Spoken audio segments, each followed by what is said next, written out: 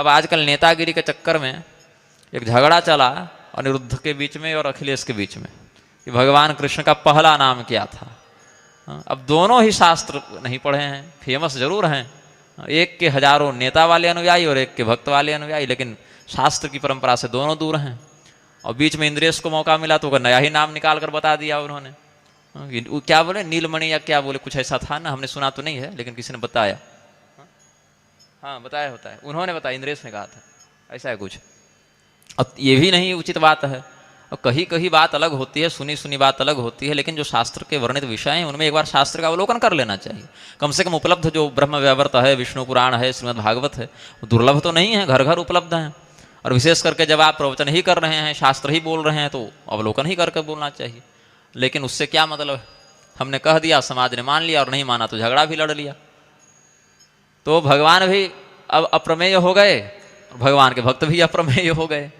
तो भागवत महापुराण में जब कृष्ण भगवान प्रकट हुए हैं तो कहते हैं, वहाँ वसुदेव जी का जो वचन है पाद्मकल्प की वृत्ति से, वहाँ कहते हैं विदितोसी भवान साक्षात पुरुषः प्रकृते परः।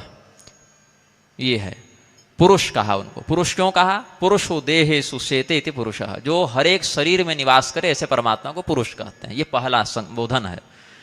और प्रकृति पुरुष से भी माया और ब्रह्म का बोध हो जाता है वेदांत में, अन्यान्य स्थलों पर भी। सांख्य इत्यादि में प्रकृति पुरुष के भाव से ही वर्णित किया गया उस तत्व को।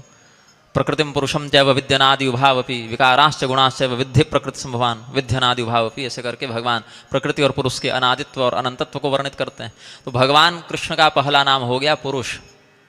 वहीं कहीं परम पुरुष, कहीं महापुरुष ऐसे लगा देते हैं विशेषण, लेकिन पुरुष पहला संबोधन। और यहाँ देवाधिदेव या देव देवेश, ये पहला संबोधन है, पहला नाम है। और अगर नामकरण की दृष्टि से देखें उनका, तो शुक्लो रक्तस्तथा पीतो इदानीम कृष्णतांगतः, तो पहला नाम कृष्ण। और प्रागयम वसुदेवस्य क्वचित जातस्तवात्मजः वासुदेव इति नामनाभिज्ञासं प्रचक्षते, ऐसे कह के भी दूसरा नाम वासुदेव। तो नामकरण संस्कार में पहला नाम कृष्ण, दूसरा नाम वासुदेव। और अगर जेल वाली बात याद करें तो पुरुष अथवा देवाधिदेव, देव देवेश, ऐसे ही नाम है।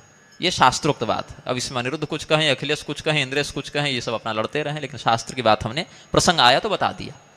तो यशोदा जी को इतना तो पता था कि हमारी कोई संतान हुई है, लेकिन इतनी थकी हुई थी वो, और योग निद्रा ने उनको घेर रखा था कि उनको उस संतान के पुत्र होने या पुत्री होने का बोध नहीं था। बच्चा हो गया, अब बच्चा मतलब संतान के लिंग से अवगत नहीं थे, पुत्र है या पुत्री ऐसा अनुभव नहीं हुआ। नतल लिंगम परिश्रामता निद्रयापक गतस्मृति।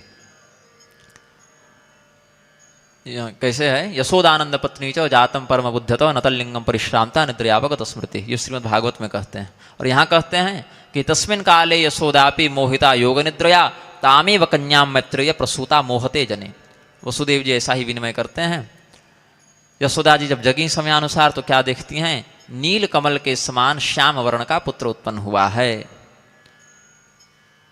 उज्ज्वल नीलमणि ये ग्रंथ भी है, तो उज्ज्वल नीलमणि की संज्ञा षड गोस्वामियों ने दी है, रूप गोस्वामी जी इत्यादि ने भी उज्ज्वल नीलमणि की संज्ञा दी है भगवान को। शायद वहां से प्रेरणा लेकर कह दिया जाए कि नीलमणि ऐसे पुकारा, लेकिन वो बिल्कुल पहला नहीं कहा जाएगा, क्योंकि उससे पहले भी 2-3 संबोधन भगवान के लिए प्रयुक्त हो चुके हैं।